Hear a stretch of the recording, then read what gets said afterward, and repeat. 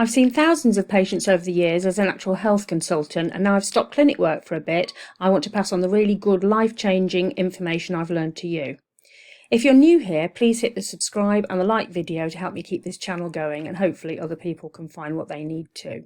I'll pop anything I mention in the links below for you, and if you have any comments or questions, I'll reply to them below. So here's the Precision Point Diagnostics P88 Dietary Antigen test, and this is the first page that you'll be greeted with when you get your results.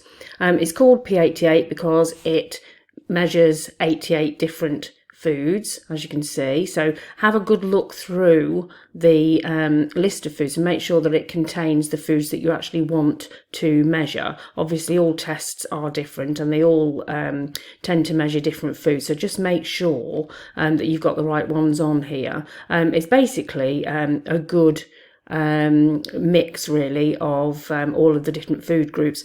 Just picking out a couple, you'll see that it includes things like casein here. So that's the milk protein. We've also got Candida, which is an unusual one, and the reason why Candida is included on that is because it can be cross-reactive to gliadin. So anybody who's following a gluten-free diet or is gluten sensitive, if you've got Candida and you're not getting better, it may well be that actually you need to deal with the Candida as well, because the body is seeing the Candida as gliadin and reacting in exactly the same way, which is not good. We've got things like cow's milk, egg, whatever. We've got gluten. And we've also got whole wheat as a separate thing, because obviously some people can be wheat sensitive but not gluten sensitive. Okay, so as I say, have a look through all of those and see, first of all, before you have a test, is it testing what I want to test? If you've got an awful lot more that you want to test, have a look at the Cyrex 10 and the Cyrex 4, which basically tests all the cross-reactive foods and then loads and loads of other foods to IgG and IgA. So that's the other test that I often do if we want something more comprehensive once we've done this, or because there's more foods on it for people. But they are totally different tests actually. So let's go through this one. First of all, you can see that this is split into allergy and sensitivity. So what this test is doing is it's testing for the classic allergy, which is IgE. So when people in mainstream medicine think about allergy, that's what they're talking about. Whereas in non-mainstream medicine and certain parts of mainstream medicine now, we are thinking about sensitivities, which is often to IgG, but can be to IgA and IgM. But IgG is the most chronic. Once you've got a chronic food problem, it's usually an IgG antibody that you're actually producing. Okay, I know it's all immunology is a complete minefield, but in essence, that's what you need to remember. That's why you get IgE tests, antibody tests for allergy. That's the sort of immediate allergies, things like anaphylaxis, hives, breathing problems, that kind of thing, which can happen immediately within minutes, and the IgG, which tends to be more chronic food sensitivity sorts of problems, which have been going on for a long time, tends to be not as immediate, although there is a bit of blurring between these two, because actually I do find people who have pretty immediate reactions to food when they're not IgE allergic. But generally speaking, from about 3 to 10 hours later, it could be 3 days later, who knows, with IgG. We're still learning so much about food sensitivity. And in essence, an IgG reaction, half-life of that antibody lasts about 21 days. So you can see that they don't start as soon, but the reactivity or sensitivity symptoms can last a lot longer. Whereas IgE, the half-life is 4 days, because obviously the body doesn't want a really life-threatening allergy reaction to be going on for very long, so that's a lot less. So that's a quick sort of immunology thing. So let's look at this one first. It's all a bit confusing, but in essence, we're measuring two different things, allergy and sensitivity. So IgE, do you produce an IgE antibody to these foods, in which case you're classically allergic to it, and they will do it in moderate, low or high, and you'll see, we use different colours to illustrate that. So this person, for example, has a moderate IgE antibody reaction to almond. But look at this next thing here. What we're also looking for is, has this person developed an immune tolerance to IgE? And the way that happens is this next thing here. So we've got IgG4. So there are 4 types of antibody with IgG, 1 to 3 and then 4. And 1 to 3 all work in virtually the same sort of way, but IgG4 is very different. And generally speaking, it's a good thing in a lot of cases, because what we're doing is we will increase the amount of, or the immune system will increase the amount of IgG4 to block, if you like, the IgE reaction. So you'll often find that somebody who's got a high So for example, if you look at asparagus here, look, you've got a low IgE reaction, you've got immune tolerance. So basically the lab test has assessed that you are immune tolerant to those foods. So even though they've got a moderate reaction here, they're assessing you because your IgG4 is high enough to have blocked that IgE. Now obviously that can't be taken as read, and your body is going to tell you a lot more than any kind of test is. So you don't just willy-nilly stick something back in that you think you used to have a classical allergy to, like dairy or something, just because this says it's okay. So you would proceed very cautiously, and obviously under the care of your allergists and whoever's looking after your case. But what they're saying is that you are producing more of the IgG4, and so you're less likely to have a big IgE reaction. Okay, so that's the principle of it. And there, in some circumstances, I must point out that there are some health conditions where IgG4 being high is not a good thing.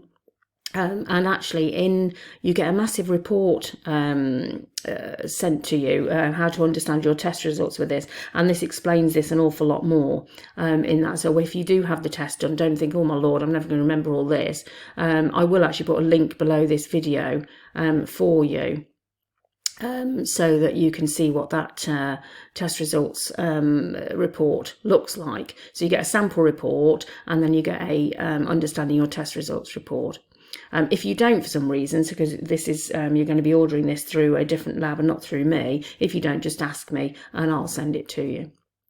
Okay, so that's the allergy sort of side of things, and we'll come to a bit more about all this further down in the report. So sensitivity, we're looking for IgG levels here. So this person, for example, let's have a look, is high on black pepper. Okay, but the interesting thing, so they've got a sensitivity to it. They're producing an IgG antibody, which is usually when it's been going on for quite a long time.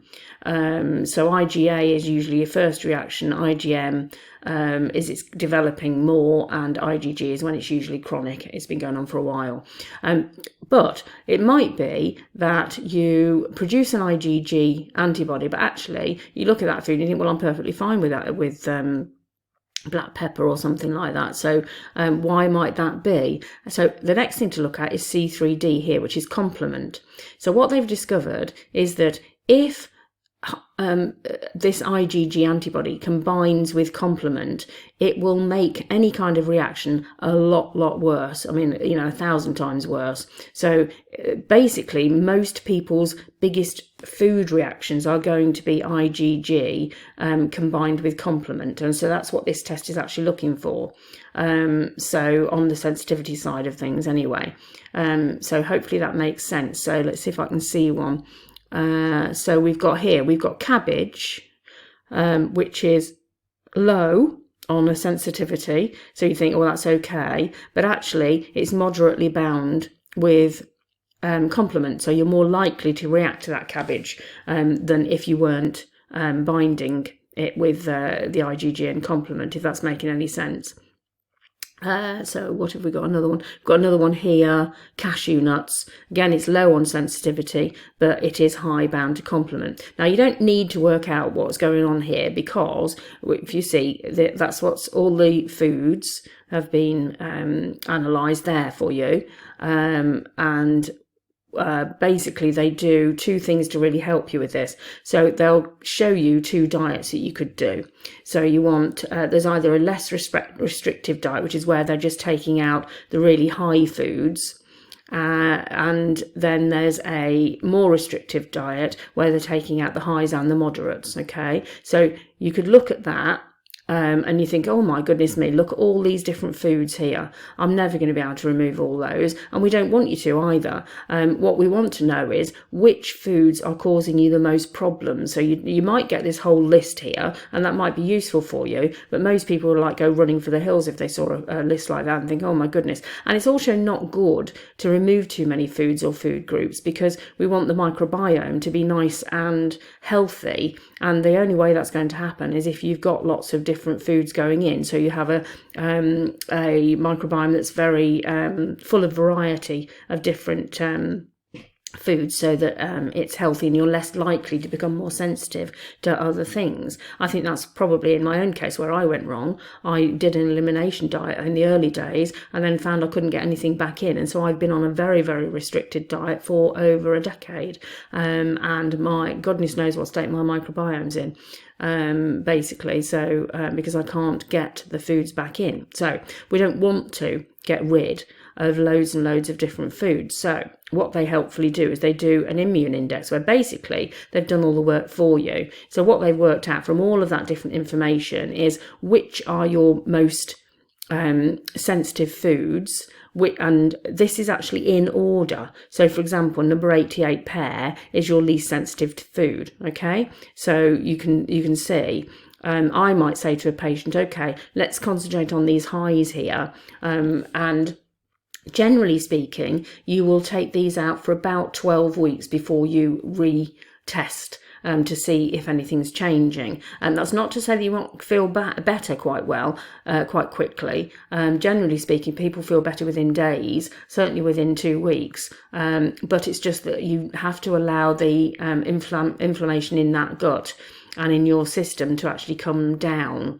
enough, and that's only going to take about 3 months. It may well be that you then have to remain off those high foods either forever, like gluten, for example. It's just too inflammatory for some people. Casein and cow's milk again, but it might be that you can get some of these other ones back in, but you might need to be off them for 9 months or something.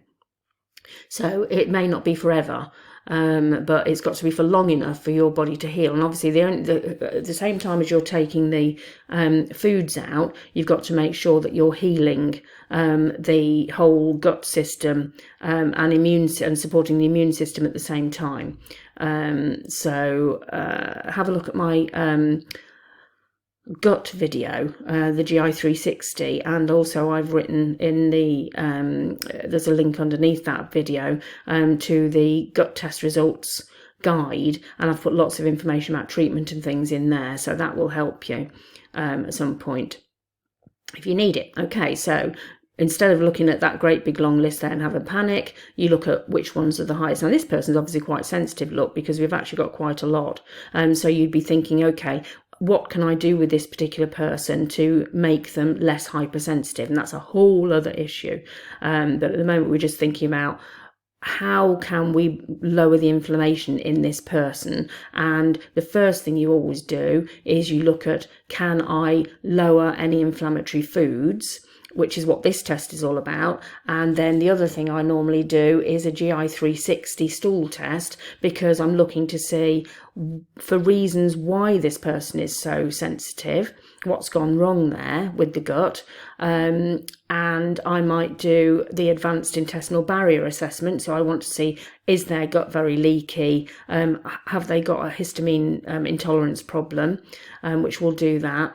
And also on the GI 360, I'm looking to see, have we got any infections going on? So the two main things that will cause an inflammatory reaction in a person when they're chronically ill, the first two things you look at, one is food and the second is bugs or infections of some kind. Okay, so Hopefully that will help. So we've got this, we send this person away and you say, okay, just concentrate on these highs, or if there's a couple of moderates, you might include those as well. See how they go, and then if they want to, then they can start doing these moderates. But I wouldn't go willy-nilly getting rid of all of these lows, because what that's telling us is this person is hypersensitive. They've lost all oral tolerance, and we need to more focus on why that's happened. Okay, but to help that person get better, we need to lower the inflammation, so certainly the most high ones. And say you ate a lot of one or two of these moderates, you would cut down a lot, or cut those out. Okay, so I hope that makes sense. So this is the bit that I really love on this test. So often people will say to me, oh, I think I might be, I might be histamine intolerant, or have FODMAPs or oxalate problems or something like that. What the test does on this one is it will look at all of those different food sensitivity types, if you like, and try and pull out to see if there's anything obvious that's standing out here. So, for example, on this one, we can already see there are 2 pages of this, look. So we can already see here that FODMAPs have 1, 2, 3, 4, 5, okay? So a lot more than any of the other types. So we may be looking at somebody who's got a FODMAP problem. Let's look a bit further down. Have we got any more? Yeah, we've got another 2 here. So we've got 7 there. But hang on a sec, looking at oxalates over here, we've got 3 there. 4, 5. So it looks like tot all these up, okay, but like a number at the bottom or something, and this should show you whether you've got a particular problem with any type of food group or food sensitivity, if you like. So with this one, it might not be that we say, oh, right, you're definitely sensitive to FODMAPs or oxalates, but say we take those high ones out, and rotate the moderates or whatever it is we do, and the person's not getting much better, then you might look and think, okay, well, is this an overall FODMAP or oxalate problem? Shall we look at that and see what difference that makes to that person? Because food sensitivity is never simple. It's always complicated, and that's why you have to look in several different ways. And this is one of the main tests that I would do. As I said at the beginning, it may be that actually we want to double check this with something like the Cyrex 10, where we're looking for IgA as well as IgG antibodies, which can give you a slightly different view. But generally speaking, I would do this test, take the high ones out, and then see how you go. Only get more complicated if you need to. Okay, so let's go down. So we're just finishing off that. So I love this part. I mean, I've never seen this on a test before, so I'm really chuffed with that, because it really does help, because otherwise you'd be sitting there poring over diet lists for ages. So it's a really good, useful thing that the lab's included. So next thing we get is these graphics. So this one is looking at the IgE and IG4 thing. So it's just really showing you about the food group. So if we're talking about classical allergy, what we want to know is, have we got any particular sort of food groups that are causing us problems? Okay, so, and again, remember that we said about the IgG4 will block. So what you're sort of looking for really is anything that's high or moderate over here that's low over here. So look here, shellfish. So shellfish is moderate here, but we're not producing very much IgG4 to block that. So it may actually be that even though they're more, they're showing more on vegetables and poultry and things here, actually it may well be that it's the shellfish that they're having more of a problem with, because they're not producing the blocking potential, it's called, from IgG4. So I hope that makes a bit of sense. It's just to give you an idea. Obviously, we're not going to take vegetables out here. What we want to know is, and in fact, actually, let's have a look. Vegetables, it's low, and you're producing a lot of IgG4 anyway, so that's fine. Okay, so, and it gives you understanding the key here, so it gives you all of the data how they've done that, so it's much easier to see sometimes on that one. So again, we're looking at here and we think, okay, casein, moderate on IgE. Remember, they were looking at IgE at this point, the classical allergy, and yes, immune tolerance to IgE, because the IgG4 is high enough to be blocking it. Okay, does that make sense? But again, I issue that caution. You don't just willy-nilly go and stick casein in. This is to give you an idea that your classical allergy may be coming under control. So, you know, people come to me a lot and say, oh, I used to be dairy intolerant, you know, or dairy allergic, but actually I grew out of it. Well, it's not necessarily that they grew out of it. It's the fact that actually the immune system took over and brought the risk down. Does that make sense? All right, so that gives you all the results about how they got to that little graphic. And then they do the same thing for the IgG. Where are we? Yeah, there we go. So this is the IgG one here. So again, we're doing the same sort of thing here. So it might be that we look and we think, okay, fungi here. So the closer it is, so you can see, look, low is over here, moderate here, and high is in this outer range. So there's nothing that's majorly in an outer range. But say this person wasn't getting particularly brilliant, we might focus on the fungi. And in the test results report that you get, they do give, you know, what are some high fungi foods and things like that to give you an idea of what you might need to be avoiding or having less of. And again, same things here, herbs, spices, grains, seeds, fruits, all on that sort of borderline level there. So it might be that that's where meats and dairy there, that's where the person might be having a major issue. So I might look at this and I might think, okay, well, actually they seem to be quite okay on legumes and poultry here and vegetables. And so, you know, depending obviously on what's come up in the IgE, you might concentrate the diet on that kind of thing while you're calming the inflammation down generally in the system before you have a lot of the foods that are more moderate, if you like. If that makes any sense. But as I say, you don't have to get all confused about this. It's just interesting stuff for a for a clinician like me. And if you want to really delve down, all you need to do is look at the immune index, as we showed earlier, and take the high foods out, okay, and do some work to repair. All right, so don't be getting all worried about it. Again, this is all the information of how they got to that graphic there. And that's it, I think. So basically, that's the P88 dietary antigen test from Precision Point Diagnostics, which I think is really excellent, actually. Some really useful stuff in there. I love the fact that it's showing IgG bound to complement, because you're not going to get a massive list. That's how they manage to find the ones that are the highest sensitivity for you. And also I like the fact that it points out, you know, whether you've got problems with salicylates or oxalates or whatever like that. So very good test. I'll put a link below for you of where you get it from. You order it from the lab, which is a link that they know it comes through me, so they know that it's authorised. And I hope that's helpful. And I'll see you in the next video.